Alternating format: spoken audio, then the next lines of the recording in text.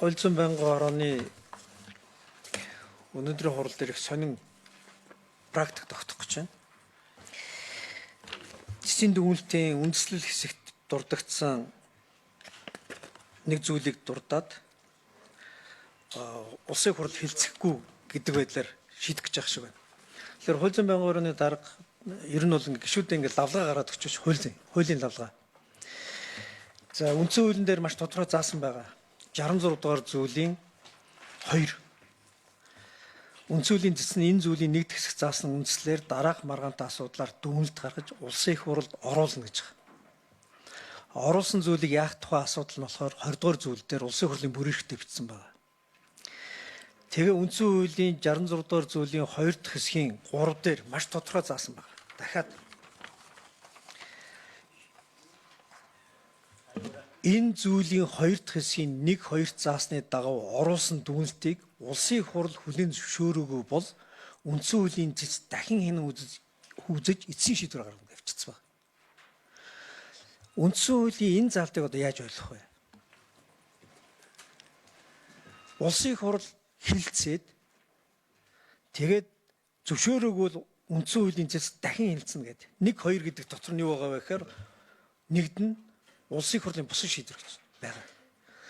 Үндсэн хууль дээр маш тодорхой заасан.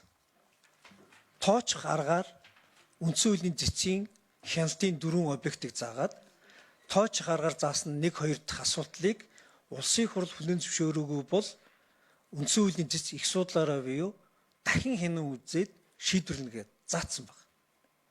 Өөрөөр хэлбэл үндсэн хуулийн яг 1-2 дахь асуудал дээр үндсэн хуулийн цэцгийн дүгнэлт бол эцсийн шийдвэр ерөөсөө биш. Улсын хурлаар орж иж нэг бол улсын хурл хүлээж авал эцсийн шийдвэр болдог. Хүлээж аваагүй бол үндсэн хуулийн цэц өөрөө эцсийн шийдвэрлэдэг. Үндсэн хуулийн бүрийн заалттай.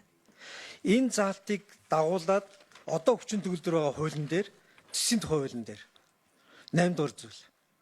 Монгол Улсын цэцгийн одоо маргаан хянан шийдвэрлэх ажиллагааны тухай хуулийн 13 дугаар зүйл.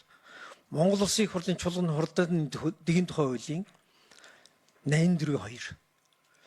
Хүчин төгөлдөр байгаа хууль шүү дээ. Тэнийг яах вэ? Яг энэ процедураараа биднээс ингээ ажиллахгүй бол биднээс дахиад үндсэн хуулийн маргаан руу очино. Хүсвэсээгөө. За яг энэ одоо маргаантай асуудлуудаа шийдэх бол улсын хурлын бүрэлдэхүүн. Монгол улсын гадаад дотоод бодлогын ямар ч асуудлыг санаас нь хэлцэх бөгөөд энэ дотроо бол хууль тогтоох хэрэг мэдэл нь байж байгаа.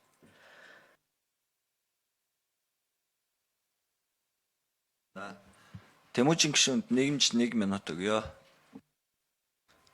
За би нэг 2-3 зүйл хэлмээр байна. Асуудал яг хууль зүйн байнгын орооны эрхлэх асуудал дээр хууль зүйн байнгын ороо энийгээ татж аваад ярьдаг байх хэрэгтэй байна нэгдүгээрт. Хоёрдугаарт гишүүдэд яг ингээд өнөөдөр хүчин төгөлдөр байгаа хууль тогтоомж болон үндсэн хуулийн цох хэсгүүдээ ингээд лавлгаа байдлаар ингээд тараагаад өгчдөг баймаар байна.